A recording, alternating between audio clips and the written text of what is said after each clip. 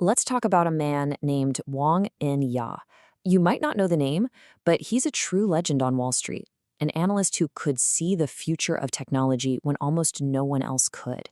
See, he wasn't just some numbers guy.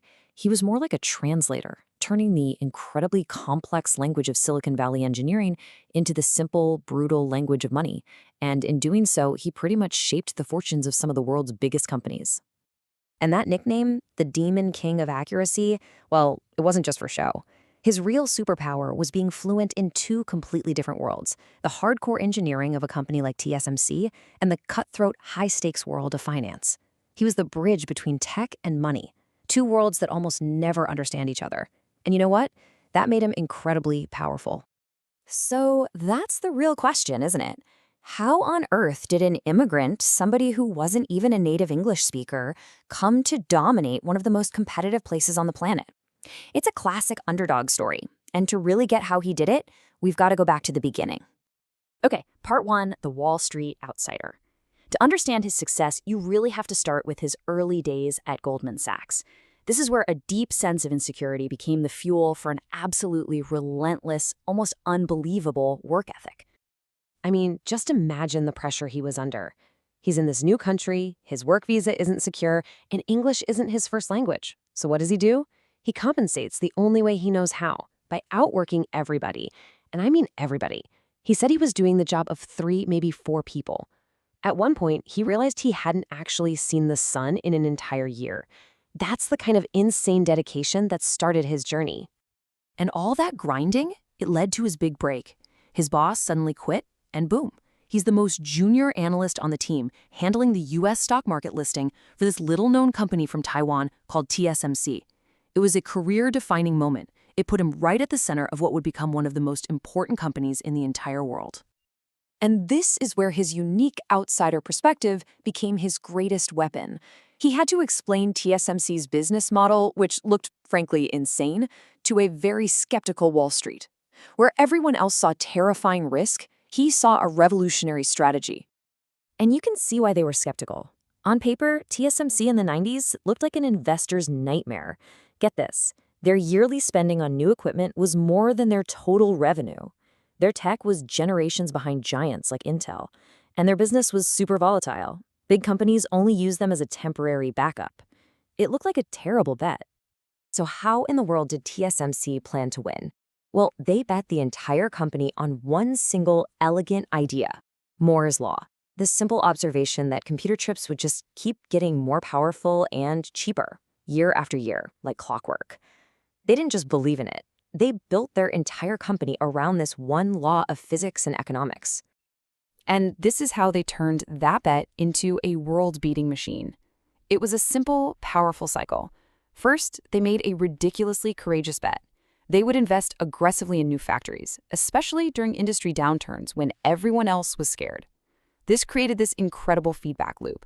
Massive scale led to lower costs, which brought in more customers, which then funded the next, even bigger round of investment. It was a flywheel that nobody could stop. And here's the financial masterstroke, the part Wall Street totally missed. TSMC realized that even after a super expensive machine was fully paid off on the books, depreciated, it could still crank out chips and make money for years. This created a massive war chest of pure cash flow that they used to fund the next big technological leap. It was a brilliant self-funding engine for constant innovation. So he nails the TSMC call, becomes one of the most respected analysts in the world. He's at the absolute peak of his career. So why did he walk away from a top job at Morgan Stanley? It wasn't to go to a rival or to retire. Nope. It was to prove a theory. This was his big idea, his core belief.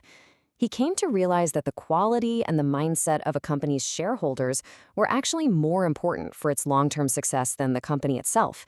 He believed you needed patient, long-term investors who really understood the business, and he wanted to put that idea into practice. So he did it.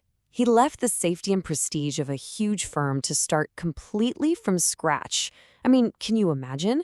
It was a shocking move to everyone on Wall Street, but for him, it was the only way to build something new, based on this principle of working with good shareholders to create real, lasting value. And to do this, he had to completely rewire his brain.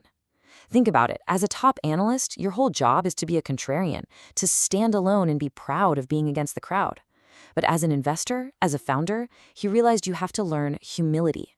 You have to learn to ride the wave of the market, and most importantly, you have to find and collaborate with good partners.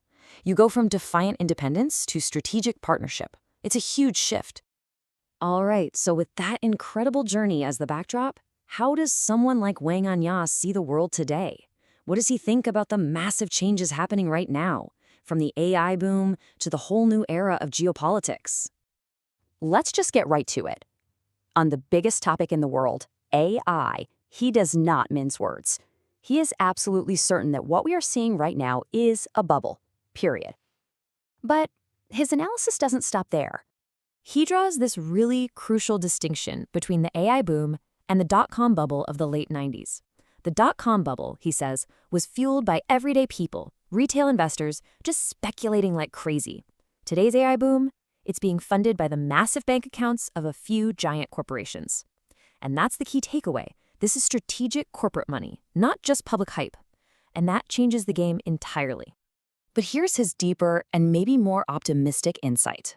Bubbles aren't necessarily a bad thing.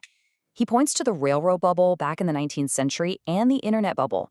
Yeah, they both crashed hard, but they left behind all the essential infrastructure, the railroad tracks and the fiber optic cables that powered the next 100 years of progress. Bubbles, he argues, are actually how we build the future. Now this brings us to the other huge shift he's watching, the great geopolitical game. For decades, America has been outsourcing manufacturing. Now that's changing. There's a massive, determined push to bring it all back home. And the goal is huge, to raise manufacturing's share of the economy from just 9% today to over 16%. That's a truly seismic shift. And here's his bold prediction.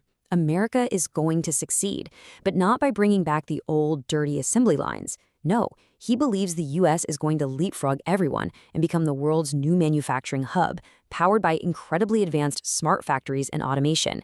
It could completely change the global economic map. So this all brings us back to where we started. The journey of this one analyst helps us see these huge patterns of technology, finance, and history, and it leads us to one final, really important question. A generation ago, visionary leaders like Morris Chang at TSMC built what they call Taiwan's Sacred Mountain, a company so powerful, so dominant, it has literally defined our modern world. That is the incredible legacy they built and passed on to us. And that leaves us with this final thought. As we face our own huge challenges, AI, climate change, geopolitical shifts, what is the great project of our time? What is the sacred mountain that our generation is being called to build for the future?